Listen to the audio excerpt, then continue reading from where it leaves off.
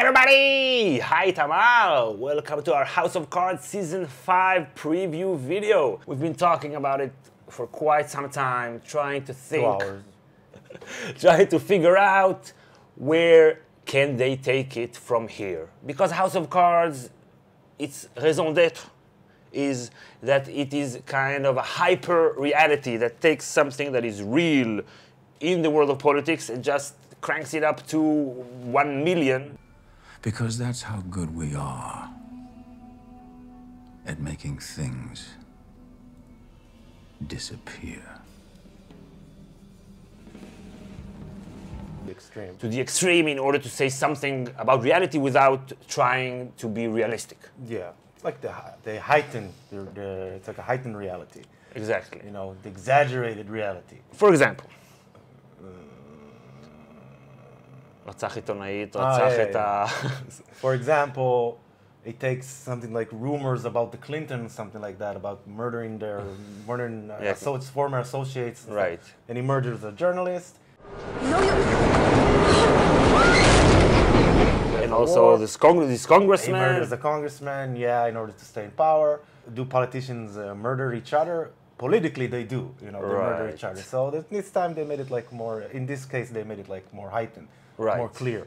And you could see during last season when it started, like during the Democratic primaries, and like the first 3 episodes, I think, they were just like a regular, very interesting primary, but it wasn't as interesting as the real Democratic primary that we had in the real world. So what they did in episode 4 or 5, whatever, they like, okay, somebody tried to kill him. So that's like the heightened reality here, something that is incredible. And then they declare war on ISIS, and they're the bad guys, and the head of ISIS, he's like the rational deal maker, deal-making businessman, whatever. Yeah. We don't submit to terror.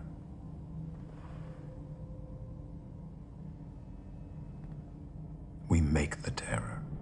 You clearly don't know who you're talking to, so let me clue you in. I am not in danger, Skylar. I am the danger. A guy opens his door and gets shot, and you think that of me?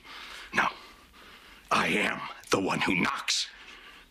I think they have, I wouldn't say a mountain to climb, but they definitely have something to climb. Because? Because reality has caught up with Hollywood.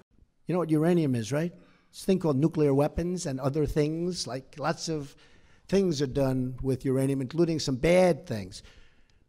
For years, I've been watching Homeland, just hate watching it. Okay. And it's a ridiculous show, basically.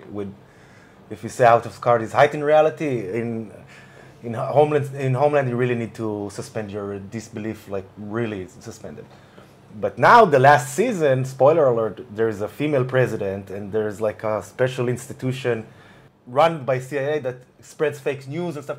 And suddenly, for the first time, really, I'm watching Homeland and say, this could be, makes sense, you know, this is not like, oh my God, they're so stupid. Right. So, okay, because basically, we're talking about Trump. Yeah. Written by a nice reporter. Now the poor guy, you got to see this guy. Oh, I don't know what I said. I don't remember. Now that Trump is here, even one of his scandals, just one, would have been enough for any president for 1 term, if not 2 terms. For every candidate not to be elected. Forget about president. His visceral response to attack people on their appearance, short, tall, fat, ugly. My goodness, that happened in junior high. Are we not way above that? And would we not all be worried to have someone like that in charge of the nuclear arsenal? Mr. Trump. I never attacked him on his look, and believe me, there's plenty of subject matter right there. That I can tell you. So how can you be more crazy, more ludicrous, more absurd, more heightened than a president that maybe he is a Russian agent and he doesn't know what he's doing, and he's handing out secret information. He's firing people who investigate him, and he tries to derail investigations, and he lies every day. He admits on national TV that he's a criminal. I said, if it's possible, would you let me know, am I under investigation? He said, you are not under investigation. And he knows nothing about nothing. Yeah. And he doesn't know whatever the name of leaders and stuff. Just like, this is so ludicrous. Donald J. Trump is calling for a total and complete shutdown of Muslims entering the United States until our country's representatives can figure out what the hell is going on. I am the least racist person you've ever met. So we've been trying to think, what can they do to keep their heightened hyper-reality thing going outside of having Frank Underwood like eating a baby or something? Yeah. What can they do? Last season, what was missing for me was addressing somehow the populist wave. They totally ignored it. They stayed completely in the Washington bubble, in the Washington game. The establishment. Exactly, the establishment perspective. It's all about the game. It's not about policy. It's about how There's you no make deals. policy. No policy. Last season, you no can policy. be friends of politicians and then curse them on national TV after that. You know. You start out as a little dot, and then you go around eating these other dots, and you get bigger. The bigger you get, you got to avoid getting eaten by the bigger players. Meanwhile, you're trying to eat the smaller players. Sounds a little like running for president. Right. And there's no populist wave. People are just, bots that vote whatever you tell them. Right. I think it was a conscious choice that is kind of interesting. First of all, they let you know how the bubble sees the world, that there is nothing outside, no protesters, no voters, no people. So it's a point of view. And also, the point was to show you how the establishment operates. The problem is that since then the establishment has blown up to pieces. And now if you still have a president that represents the establishment, then it's not relevant anymore for our real reality. Look at those hands. Are they small hands? And he referred to my hands. If they're small, something else must be small. I guarantee you there's no problem. I guarantee it. So I hope next season they will address this populist wave. And as a dramatic tool, either he becomes a populist himself, or if you want to really heighten reality, really heightening, maybe he will stage a coup. It's people already talk about Trump maybe staging a coup, rumors about Erdogan doing it and Putin and whatever, right, and every dictator, the burning of the Reichstag and stuff like that. Ooh, that's a good one. So, maybe there will be some kind of populist wave and we'll say, oh, don't forget I'm the one that protects you, and maybe this time they will reverse it. The fascists are trying to make a coup. I'm the Democrat here, instead of the communists are trying to make a coup, and I will protect you, and blah blah blah. So you see what I'm saying?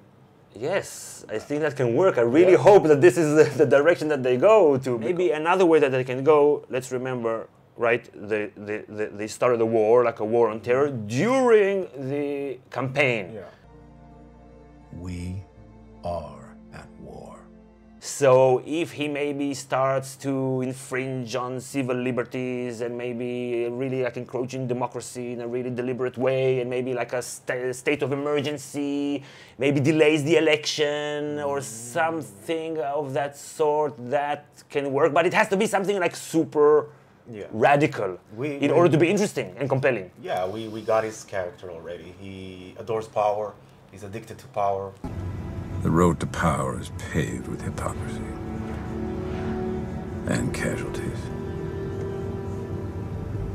Never regret.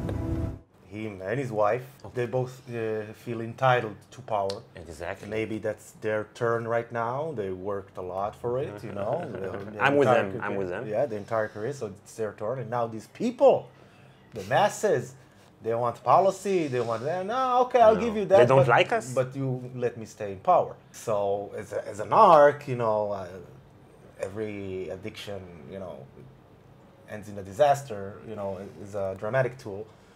So I can definitely see, and I even want to see maybe a situation in which Underwood is a sort of dictator. I expect watching the show and be somewhat of a reflection to the current political system and reality. And if this show is about one people or one guy or two people that are addicted to power, so there's an arc that this addiction to power will end up in a disaster, and I can definitely see, because both of them are addicted to power and both of them want them in some someday it will become a zero-sum game between them.